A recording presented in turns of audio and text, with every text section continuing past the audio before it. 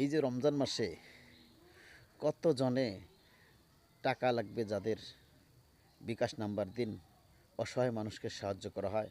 Saudi foundation, মানব foundation, কত কিছু। এরা মানুষের জাতি না, এরা প্রত্যেকটাই যার সন্তান এইভাবে জনগণের টাকা হাতিয়ে নিয়েছে। টাকা দেওয়ার কথা বলে কী করছে, আপনাকে এত লাখ টাকা দেওয়া হবে, আপনি এই ডলার চেঞ্জ বাবদ এত টাকা দিন। হায় রে মানুষ, বাঙালি এত প্রতারক হতে পারে, বাঙালি এত ধোঁকাবাজ হতে পারে, আশ্চর্য যে মানুষ এত ধোঁকাবাজি করতে পারে। গরিব অসহায় মানুষগুলো হাওলাত হোক, যেভাবে হোক, ঋণ করে হোক টাকা দিয়েছিল, কিন্তু তাদেরকে টাকা দেয়নি। এই ধোঁকাবাজি করে এইভাবে জনগণের টাকা হাতিয়ে নিচ্ছে।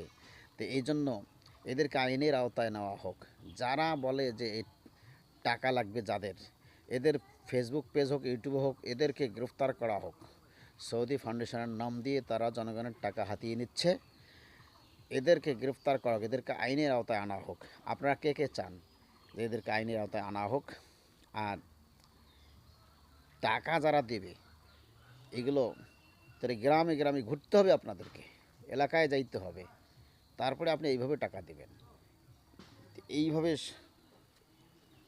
এরা ষড়যন্ত্র করতেছে জনগণের সাথে, জনগণকে ধোঁকা দিচ্ছে।